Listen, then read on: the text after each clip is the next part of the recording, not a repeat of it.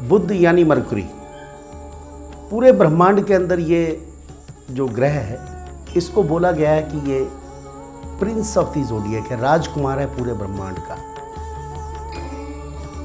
12 वर्ष की इसकी आयु रहती है हमेशा और बालक की तरह से चपल रहता है। अब ये अपनी आत्मकथा में क्या कह रहा है।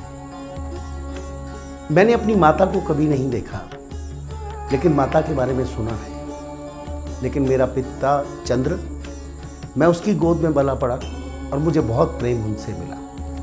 कई बार सुनने को भभकियाँ भी मिलती थी। जब कभी भी मैं माता के बारे में पूछता था तो चंद्र कोई न कोई बहाना करके वो बात टाल देते थे। लेकिन जब मैं बाहर जाता था तो लोग मुझे बोलते थे, नहीं तू चंद्र का नहीं बृहस्पति का पुत्र है। तो मेरे मन में ख्याल आता कि एक बार मैं बृहस्पति को देखूं तो सही। तो घूमता हुआ जब बृहस्पति की तरफ को देखता था या चोरी छिपे मैं उनकी बातें सुन लेता था तो एक ज्ञान की वृद्धि बृहस्पति की तरह से मेरे अंदर हुई।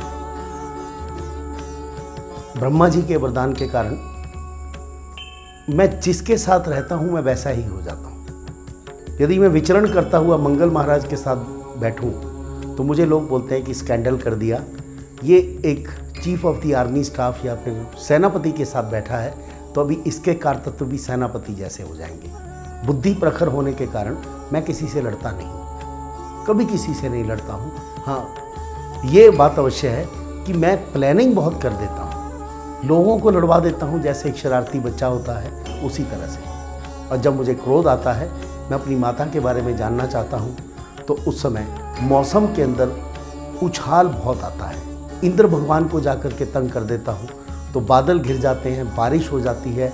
वरुण देव को जाकर के बोलता हूँ तो वो बहुत तेज हवाएं चला देते हैं, चारों तरफ एक तांडव सा हो जाता है। कभी कभी मैं समुद्र के ऊपर से गुजरता हूँ, यदि मेरे पिता भी मेरे साथ हों तो उफान बहुत ज़्यादा आता है, एक भूकंप की स्थिति वहाँ पर भी हो जाती है। अब ये सारी व्यथाएं देख करके मैं धीरे धीरे जब बड़ा होने लगा, लेकिन शरीर बड़ा नहीं हुआ, लेकिन खूबसूरती मेरी चंद्रमा की तरह से थी, बुद्धि मेरी प्रखर थी और हमेशा पिता को देखता था कि वनस्पतियों में उलझे हुए हैं या फिर चिकित्सा विज्ञान के अंदर उलझे हुए हैं। अब ये सारी चीज़ें देख करके मेरा मन ऐसा हुआ कि नहीं, मुझे इस ब्रह्मांड का ज्ञान करना चाहिए। इस ब्रह्मांड कैसे बना और क्यों बना, ये धरती पर इतने ब्रह्मांड कैसे हो गए, वहाँ पर लोग कैसे उत्पन्न होते हैं, इसका ज्ञान करना मेरे लिए एक शोध का विषय हो गया। तो जितने भी शोध कार्य होते हैं उसके अंदर मेरा बहुत बड़ा रोल होता है, बहुत बड़ी भूमिका मेरी तरफ से निभाई जाती है।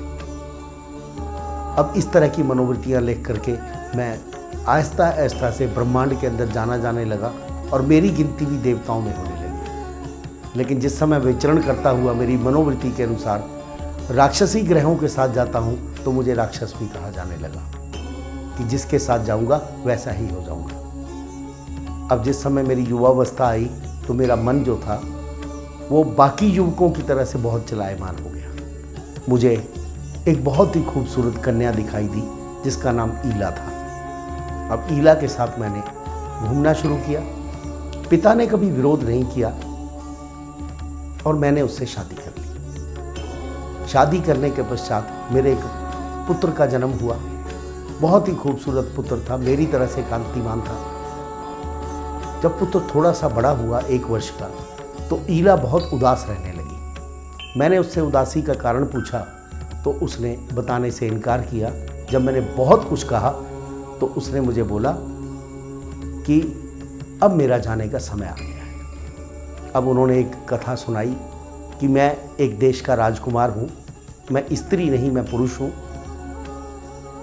गलती से जहाँ शिव और पार्वती विहार कर रहे थे, मैं उस जंगल के अंदर चला गया। वहाँ जाने पर शिव के श्राप के द्वारा मुझे स्त्री का शरीर धारण करना पड़ा, परंतु मेरी तपस्या के कारण शिव ने कहा, ठीक है,